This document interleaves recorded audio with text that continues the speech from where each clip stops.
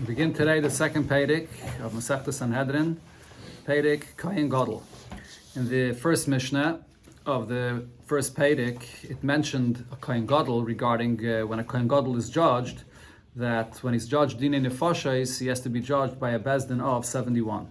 So because the Kohen Gadol was brought up in the first Mishnah there, so the Mishnah here continues to discuss different details about the halacha of a Kohen Gadol.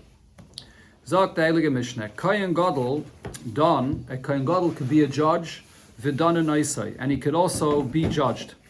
Me'id, he can testify in a court case, u'me'id and Isai, and you can testify also in a court case against him. The Gemara will discuss this actually. Not always can a Kohen Gadol come and testify.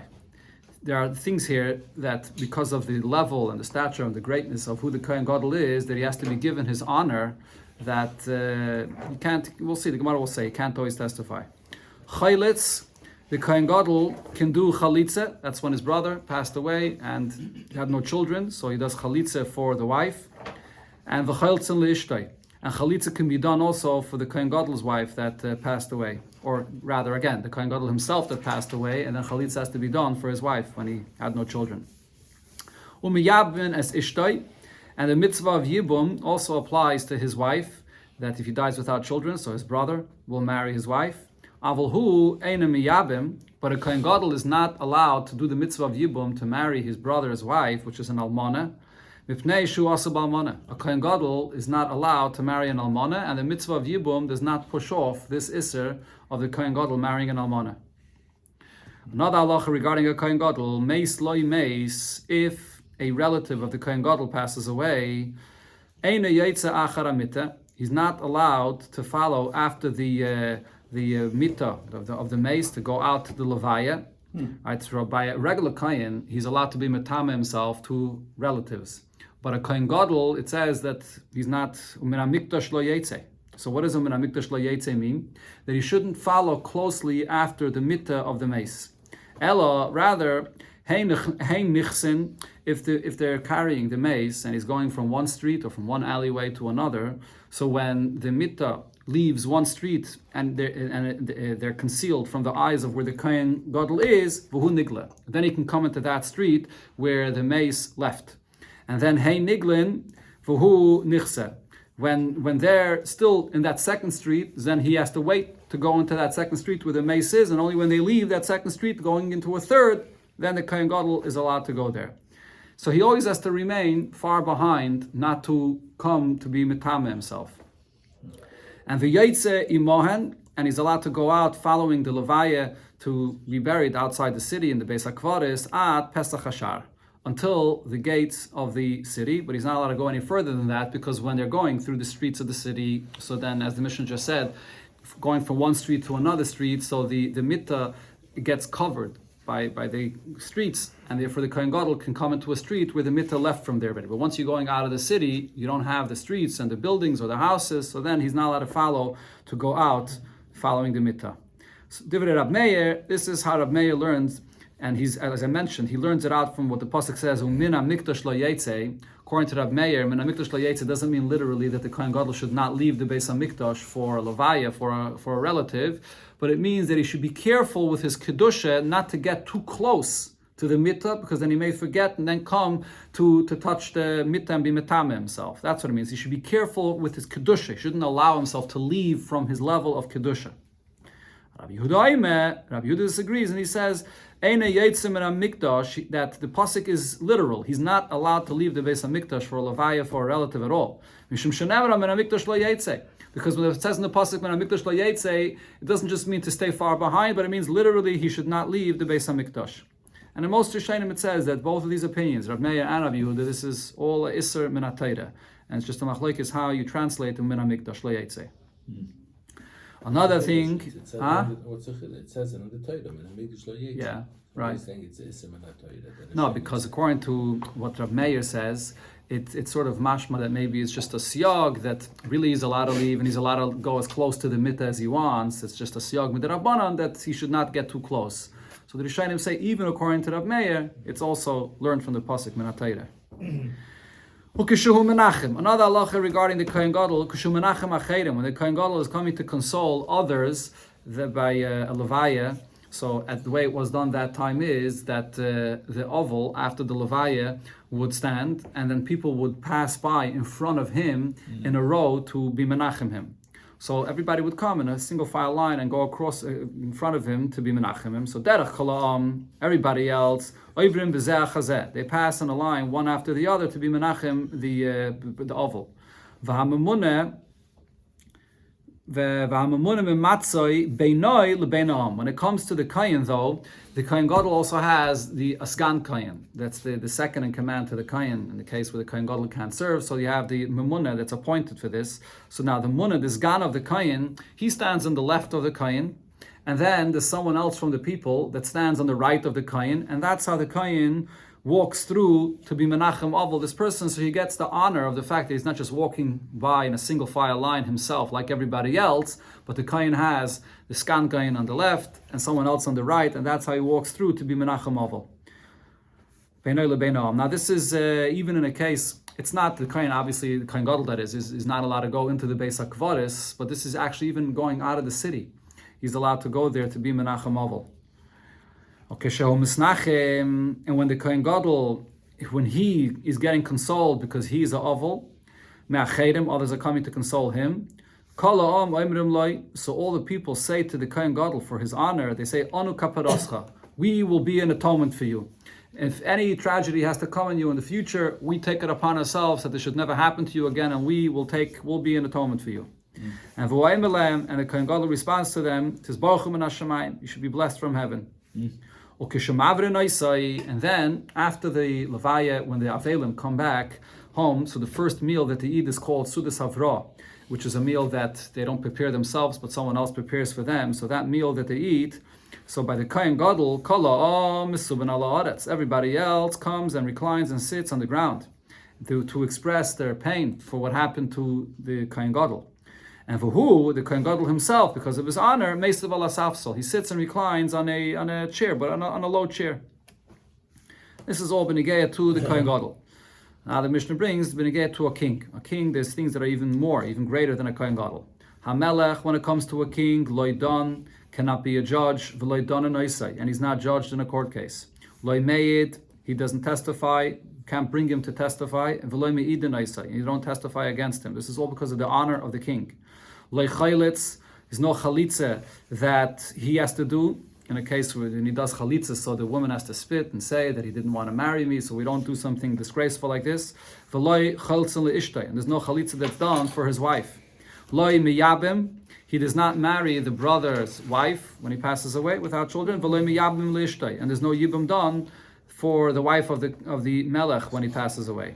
Right. Also, all for the honor of the Kohen, for the melech, that someone should not marry his almana, his wife. Rabbi Yehuda, he's above Torah law. No, not mamish above Torah law. There's certain things that because of the honor of the Kohen of the Kohen Gadol, or in this case the melech, that don't apply to him. We'll see. The Gemara will explain all these things. We'll see. Rabbi Yehuda says, "Im ratza lach leitzele yabim." When you get to chalitza and yibum, if the kohen wants to have chalitza done, or if that's for his wife's, the brother's wife, or to be miyabim, to marry his brother's wife, zochel latayv, he'll be remembered for the good. He's not obligated, but if he will do this, he'll be remembered for the good.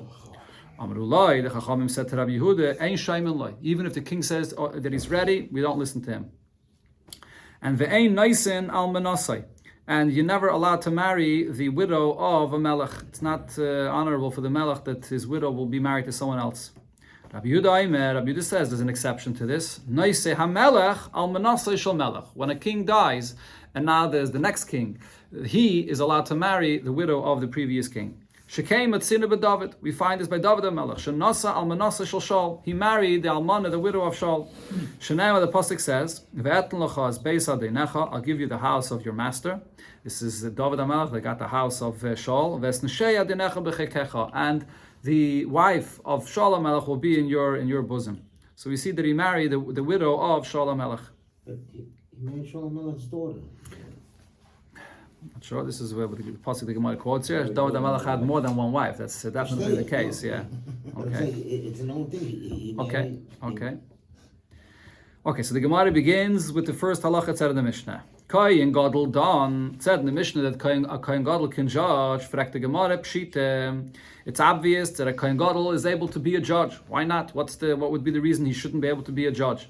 And other Rishonim adds, it actually says in the pasuk that you should come al Kohenim v'ashayftim b'yamim ahem. There's a lashon of a pasuk where it says that when you want to have a matter judged, you come to the Kohen that's in your days to be judged. So what's the chiddush of the mission that a Kohen could be a judge? And says the Gemara, Don and Isai itzrichalei. The chiddush here is that the Kohen Gadol himself can be judged. Like the Gemara, in other words, it would be a svara to say that maybe you shouldn't embarrass him, or he shouldn't be in a disgraceful position, that he should be judged. So therefore it says that no, that a Kohen Gadol is judged. That's the main chiddush here. Like the Gemara, but nami pshita. That's also obvious that this must be the case that he could be judged, because Eloi danin and lay, if he cannot be judged ever, so iyo hechidayan, how could he be a judge? Because Vaksiv, the pasuk says, "Hiskaishishu v'kaishu," which literally means you should search yourself and then search others. V'amar Reish Lakish, and Reish Lakish says, "Kshait atzmecha," first adorn yourself, take care of your own self, and then you can adorn and beautify others. Therefore, you can't be a judge unless you're allowed to be judged. So therefore, over here in the Mishnah, if the Kohen Gadol could be done, if he can judge others, so then it's understood that he could be judged as well. And says the Gemara, Elo, Aidi, the Kabbalah Misni Melech, that because later in the Mishnah it wants to say regarding the king that Loy Don V'Loy Don and Isai, that a king not he can be a judge and not they can judge him. So Tananami Kohen Gadol Don V'Donin. So therefore, when it brought the details about the Kohen Gadol, it mentioned both of these points that he can be a judge and he can be judged. Even though there's no chiddush in this, the main chiddush is by the Melech. Or another pshat, when it says here regarding the Kohen Gadol being judged, there is a chiddush in this. Kamash Malon, the chiddush in our Mishnah is regarding the following case. The Tanya is we learned in the Braise, Kohen Gadol shaharages hanefesh, a Kohen Gadol that killed someone b'mezid deliberately. So nerak, so he's killed. The punishment of misa applies to him just like anybody else. B'sheigig, if he killed someone accidentally, gaila, so then he has to go into exile just like anybody else. Now, v'oiver al esse, v'oiver al lois esse, if he transgresses on an esse or a lois esse, v'arei kehedyet l'chol devarav, and he's going to be just like a plain person, just like anybody else. The Gemara will soon explain what this last line of the Braisa means. Okay, now the Gemara explains what is the chiddush of this Braisa here. Frek the Gemara b'mezid nerak, when it says that if a kohen kills someone deliberately, that he will be put to death. Pshita. It's obvious. Why would I think that a Kohen Gadol that's a Ritzeach should not get the Chiv Misa like anybody else? And says the Gemara, you're right, that's tak obvious, but B'sheigig Gaila Itzrichaleh. When it says that if he killed someone accidentally, that he goes into Golos, that's something that was necessary to teach. In fact, the Gemara, Hanami Pshita, isn't that obvious as well? Why? What's the source? Why would I think that he's any different?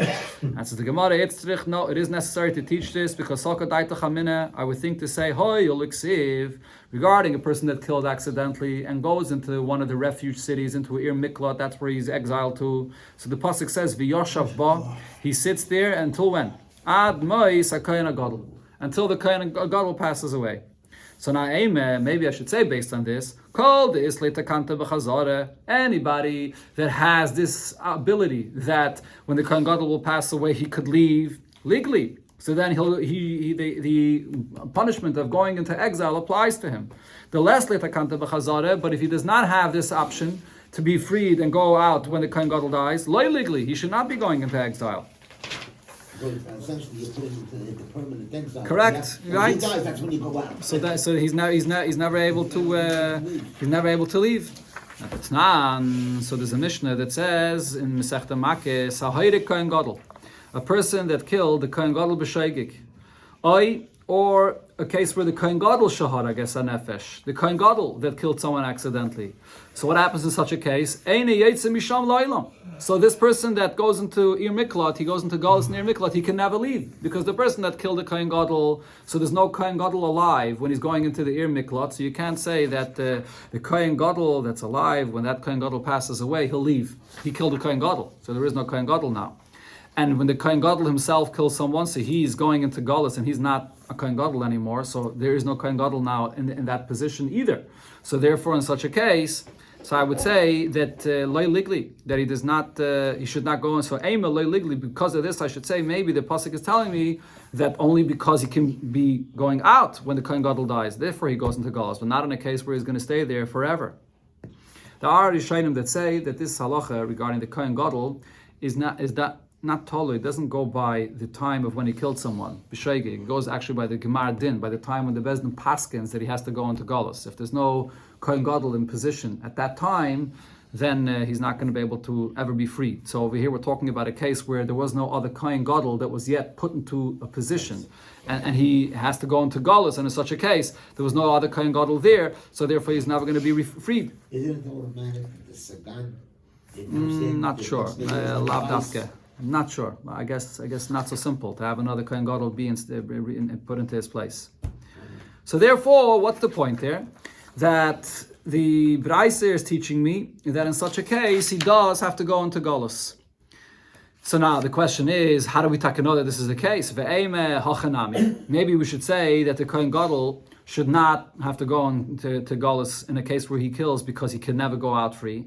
So Amakra, but there's another passage we learn out where it says, Lanus Shama Kol Ritzeach. Every murderer has to run away, escape to the Ir Miklat. It says Kol Ritzeach. What is this set for? Afilu Kohen Gadol b'mashma. Even the Kohen Gadol that will not ever able to be freed also has to run and be exiled into the Ir Miklat.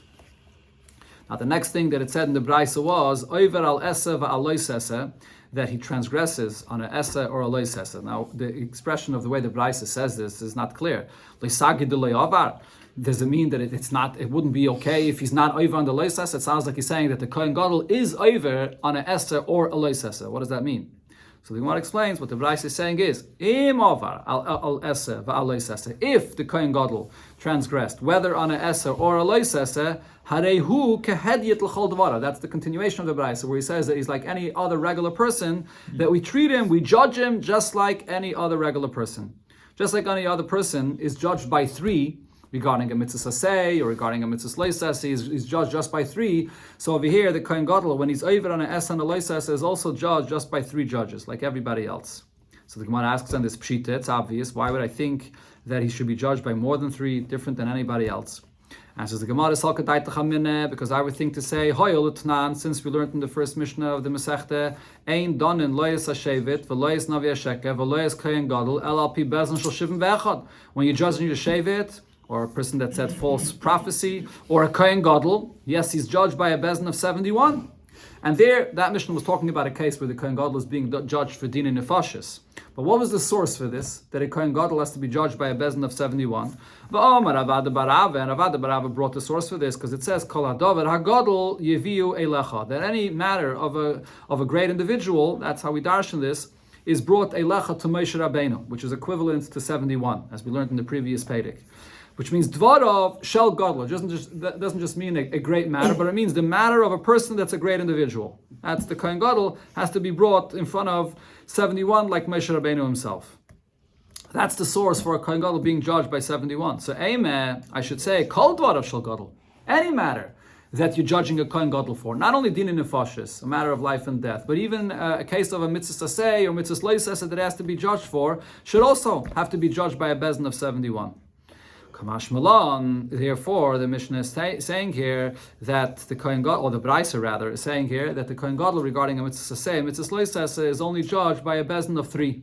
The Gemara already brought in the previous Pedic regarding money matters that a Kohen Gadol is not judged by a bezin of 71. Here the Gemara is adding not only regarding money matters, but even regarding a mitzvah saseh, mitzvah lois saseh that he has to be punished for, he also is judged just by a bezin of 3. Now, why wouldn't I say maybe Taka? I could learn from the pasuk. It says Kol Hadover Hagadol. It says Kol. Kol means any matter pertaining to this great individual, the Kohen Gadol, that he has to be judged by a bezin of 71, like Moshe Rabbeinu. So the Gemara answers no, because Miksiv Divrei Gadol. Does it say a plural term? The matters of the great individual. Ha Dover Hagadol Ksiv. It says that great matter regarding this great individual. Dova Gadol Mamish. It has to only be a matter of life and death that pertains to this Kohen Gadol. That's when he has to be judged by a bezin of 71 and not by a bezin of 23, just like everybody else. Okay, so now, what did the Gemara bring this Braisa for? From this Braisa, you see that there are certain chidushim about the Kohen Gadol being judged. both benigea to Golus. There would be a svara to say that when a Kohen kills accidentally, that he does not have to go into Golus. And also regarding mitzvah loisese, how the Kohen Gadol is judged, that I would think that he can't be judged by just a plain bezin of 3. He has to be judged by a bezin of 71. And that's the chiddush in our Mishnah when it says that don and Isai, that the Kohen Gadol is judged regarding both of these details. That he is judged for Golus, he goes into Golus, and he's judged by a bezin of 3 like everybody else. Then the Mishnah goes on to say, Meid u'me'idin Isai, that the Kohen Gadol testifies, and also they testify against him. In fact, the Gemara, Meid, he's saying that the Kohen Gadol will testify in the Bezdin. But why is that? Well, Tanya, in a Braisa we learned, V'his alamta. There's a pasuk regarding a lost object where it says, the beginning of the pasuk there says, don't see an ox or a lamb of your friend that are just wandering around, V'his alamta mihem, and you ignore it. Hashiv teshivim lachich, you should return it. Okay, so now the word v'salamta here is extra because it already says in an earlier pasuk leisucha le'salam that you may not ignore an aveda. There's a mitzvah of a shavas aveda. So when it says here v'hisalamta, even though the simple pshat of the pasuk is that it's saying and you will ignore it, in other words, it's coming to say you should not ignore it. But the Braisa darshans pa'amim shatam misalim. Sometimes you may ignore an aveda u'pa'amim shiyatam misalim, and sometimes you're not allowed to ignore it. Ha'ketzad, when are you allowed to ignore an aveda? Kayin v'u b'veis hakvaris. A Kayin and the Aveda is in the Beis HaKvaris, so the Kayin is not allowed to be Metame himself. Even for the mitzvah of Shavas Aveda, he's not allowed to go into the Beis HaKvaris to return this lost object. Zakin, ve'ene lefi chvaydai. An older person, where it's not in his honor to go and schlep an Aveda to return it to someone, even if it would be something that belonged to himself. This is not something that he would go and schlep through the streets. So to do this for the mitzvah of Shavas Aveda, he's also not obligated to do this. Oy, shahaisa, malacha shaloi, mirube mishal chaveirei. Or if this person that sees this lost object, he's doing work, his profession is something that's very valuable. Rashi gives the example, a noikiv margolius, a person that works with jewelry, and for him to give up that time, his profit from the jewelry for this aveda, his work is worth much more than this.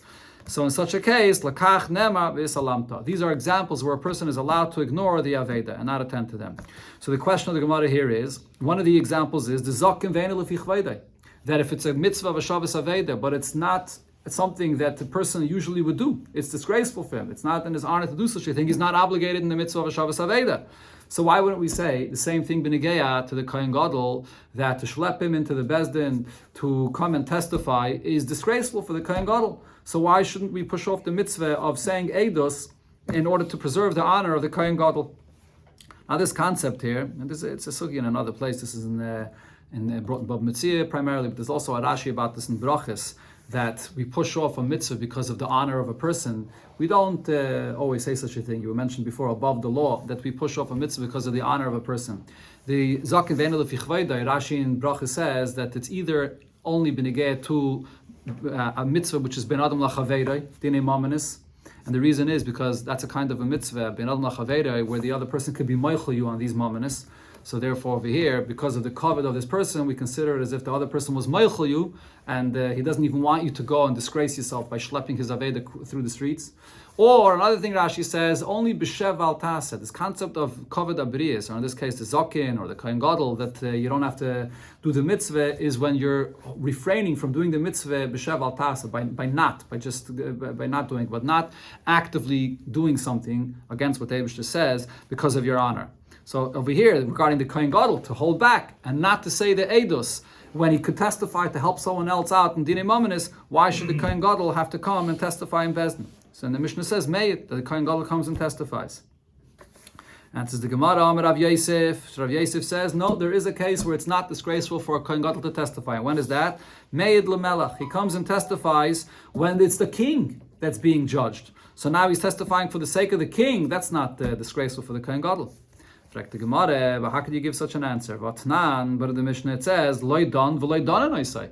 A king can't be a judge, and he can't be judged. So he's never going to be testifying for the sake of a king that's being judged. And Loi meid v'loi meidin I say. The king can't testify, or he can't testify against him. Elo Amar Abzeire, so therefore Abzeire says, Meid leben melech. The Kohen Gadol is testifying for the son of the king. Then it's not disgraceful for the king, for the Kohen Gadol that is to come and testify.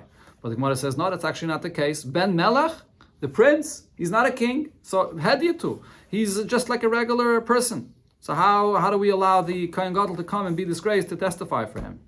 Ella, says the Gemara, Meyid b'fnei HaMelech. What we're talking about over here is that the Melech, the king, is in the Sanhedrin. He's one of the people that are in the Sanhedrin.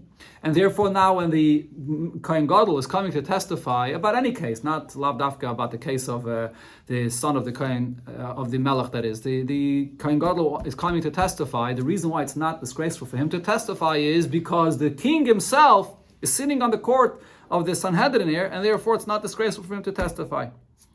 Now, even though we learned in the Mishnah that we just quoted here that a melech cannot be a judge, so the Gemara understands that based on what it said in the Mishnah, that means that a king can't be a judge himself to judge others. But the king to join the Sanhedrin to be a judge, maybe there the king could be in the Sanhedrin, and in that case, it won't be disgraceful for the Kohen Gadol to come and testify in front of the king. But the Gemara asks, but v'ha ein meshivin melech b'Sanhedrin. But in a Braisa, though, it says that a king cannot be placed to be a judge even as part of the Sanhedrin either. So answers the Gemara. Now here the Gemara actually, according to Rashi, goes back to the previous pshat that we're talking about a case where it's the son of the king that's being judged here, and the king wants that the Kohen Gadol should come and testify on behalf of his son. So Mishum Yikara the Kohen Gadol, what we do is that for the honor of the Kohen Gadol, Asa, the king comes, V'yasiv, and he sits there, meaning he's not part of the Sanhedrin, because he cannot be part of the Sanhedrin, but because this is a court case about his son, and he wants the king, the Kohen Gadol, to come and testify, so the king himself comes and sits there in the court beside the Sanhedrin, not part of the Sanhedrin, but he sits there. Then Mikabli Ne'alei L'Sadusei, now they could receive the edus of the Kohen Gadol, because now it's honorable for the Kohen Gadol to come and testify when the king is sitting there. And the Koi Huva Azl, then the king could now leave. And then the Sanhedrin will be me'ayin in the testimony and will paskin when the king is already gone. So that's the case where the Kohen Gadol could come and testify in such a case where the king is sitting there when he's testifying. And the Gemara goes back to what was just mentioned. It says in the Braisa Gufa, the Braisa says, Ein Meshivin Melech b'Sanhedrin. A king cannot be placed as part of the Sanhedrin. V'loi, and the Braisa goes on to say, V'loi melech v'kohen gadol be'ibur shana. A king or a kohen gadol cannot be part of the discussion whether they should be ma'abed a year, to add a month to make it a ibiyar. What's the reason for this?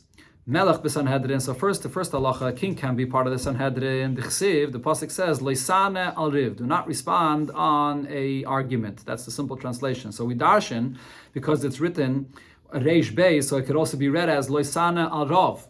Don't respond and don't argue with someone that's much greater than you, which means loy melech the kohen. Therefore that's the reason why you can't have a king within the Sanhedrin, because if the king is in the Sanhedrin and the king says this person is chayiv, nobody else could argue and pata this person from a chayiv misa, because you can't argue with the great king that's here. So therefore the king cannot be part of the Sanhedrin. Now, then it says, Loy melech v'kohen gadol be'ibur shana. A king or a kohen gadol cannot be part of the discussion regarding whether they should make an ibiyar or not. The reason is, melech mishum afsanya. Or the other guess, the word over here is, okay, now this is the guess here, but this afsanya here means the wages that the king pays for his soldiers. So the king would rather have an ibiyar because he pays them annually, and if there's going to be an extra month of the year, he's actually not going to pay them extra for that month. So he gains in that month that he doesn't have to pay. So the king is interested in having an ibiyar, and therefore we can't have him on the discussion because he's going to want to do it for his benefit.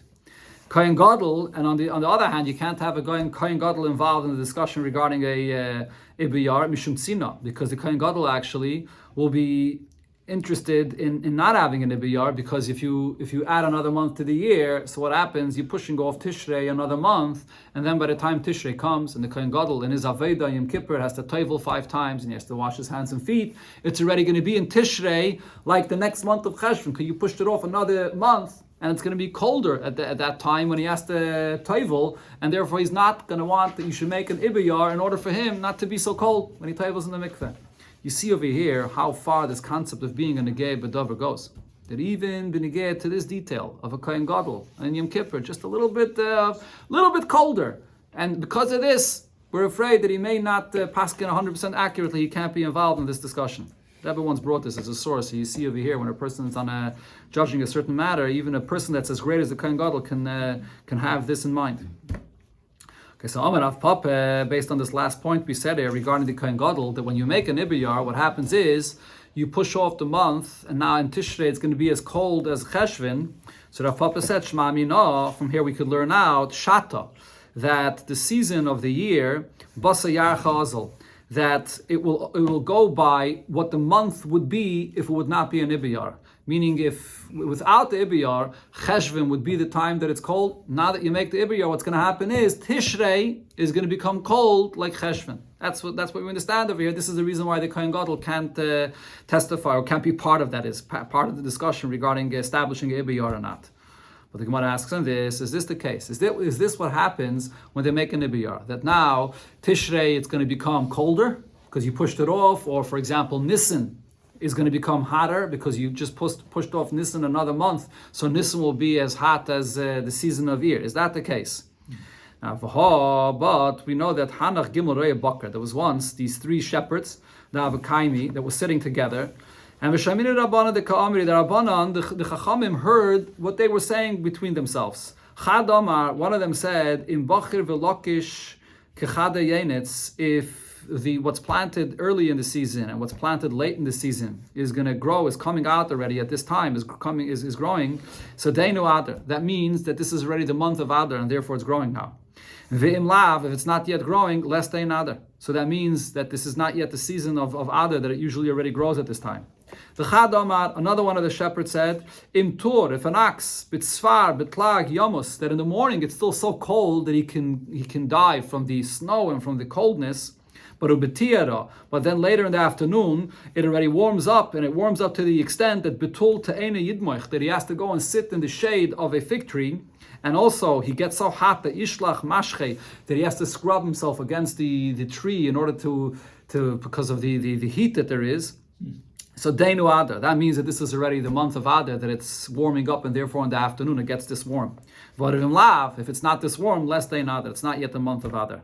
And v'chad Amar, a third shepherd said, Im kidum takif lachada, yehei, if you have a eastern wind that's blowing, and yipach beloyach nofik lekivlei, and you can blow against that eastern wind, and when you blow, it'll go against that wind, which means that the strength of the wind is not so strong anymore. You can blow against that wind, so Deinu Adar. That means that it warmed up already, and it's already the month of Adar. It's not so cold, it's not so windy. But in Lav, if you can't blow against the wind, less Deinu Adar. It's not yet the month of Adar. So the point that these shepherds were saying is that it's still too cold in this month that should be Adar, but because it's so cold, it's really just as cold as Shvat, and therefore they should make an Ibiyar, because it's not yet really like Chodesh Adar. It's not warming up enough. It's still like the previous month, like Shvat. And when the Rabbanan heard this conversation, Ve'ebrua Rabbanan la hishata. So the Rabbanan went and established that year to be an Ibiyar, to have another Adar. So what is Gemara learning out from here? What you see here is when the Chachamim establish a Ibiyar, it doesn't mean that now the month of Nisan will be as hot as Iyar, or the month of Tishrei will be as cold as Cheshvan, because you just pushed it off a month. Adarabah. What happens when you make an Ibiyar is, because the seasons fell behind, and in Adar it was still as cold as Shvat, so you have to add another month of Adar, and then when it comes to Nisan, and you have the Ibiyar, Nisan will be the way Nisan would always be. And Tishrei would be the way Tishrei would always be. It's not going to be colder like Cheshvan. So why are we saying that the Kohen Gadol is concerned that he's going to toivel in the mikveh and it's going to be too cold for him? Okay, so there's a discussion over here in Taisvis and a little bit from Rashi. You see also what exactly is the reason for the Ibiyar. We already had in the previous Pedic that it depends, l'chayre, it would depend what you're establishing the Ibiyar for. If you're adding a month to the year because of the Tkufa, because of the season of the weather, and it's not yet the Tkufa of Tishrei, or it's not yet the Tkufa of Nisan, so then it seems like that in such a case, Nisan will be like Nisan, Tishrei will be like Tishrei, because the reason that you make an Ibiyar is because it didn't yet come the season of Nisan. But there are also other reasons that you make an Ibiyar. The Gemara said before, Aviv, or the Peiris, Ha'ilon, if it didn't ripen yet. So it would depend what the reason you're making the Ibiyar for is. So according to Taisus, the Gemara here is asking that we know that there's other reasons you make an Ibiyar. And therefore, it's possible that when you make the Ibiyar, it should be that in Tishrei it'll be as cold as Cheshvan, because it's not because of the season. But on the other hand, here we see that Chachamim are making the Ibiyar based on what these shepherds are saying, which is based on the time that it's not warm enough yet, and so on. And then by Tishrei, it's not cold enough. That's according to Taisus. But other Rishonim say, according to Rashi, that even if you're making the Ibiyar based on the season, that it's not yet the season of Nisan or the season of Tishrei, but we learned already before that it could go somewhere in the middle of the month. It's not necessarily that the entire Tishrei or the entire Nisan is not yet in the season. So if it could be somewhere in the middle of the month, it's possible that that time when the Kohen Gadol, on Yud Tishrei, on Yom Kippur, when he's toiveling, that if you're going to make a Ibiyar, it's already, true Tishrei is still going to be within the season of Tishrei, but it's going to be already closer into Cheshvan, where it's going to be colder for him. So the Gemara's question over here is that should we say that when Chachamim make a Ibiyar, that it becomes warm in that time if it's Nisan, and it becomes colder in that time in Tishrei or not, based on this conversation of the shepherds. So the Gemara answers and says, you can't learn out from this that the Chachamim heard from the conversation of the shepherds. Why? V'tizbere, is it logical what you're asking? Rabbanan, Arabsa Samach, Rabbanan are relying when they make Ibiyar on the conversation of the shepherds. El Rabbanan Achush Benai Samach. Rabbanan had their own calculations to establish the Ibiyar. For them, their mazel worked, that what they wanted, that it should be according to the season, it shouldn't be too cold, it shouldn't be too hot. It was according to what they said, but Chachamim weren't relying on that. Chachamim have their other cheshbonos when they make an Ibiyar. So when Chachamim make an Ibiyar, it's very possible that what happens is that Nisan will then become hotter and Tisha will become colder. The fact that in this case it was according to what the shepherds were saying, it was puncta coincidence, but it's not the way it works with an Ibiyar. And therefore, the Kohen Gadol cannot be included in this discussion because he may not want it to be Ibiyar, so it shouldn't be too cold for him.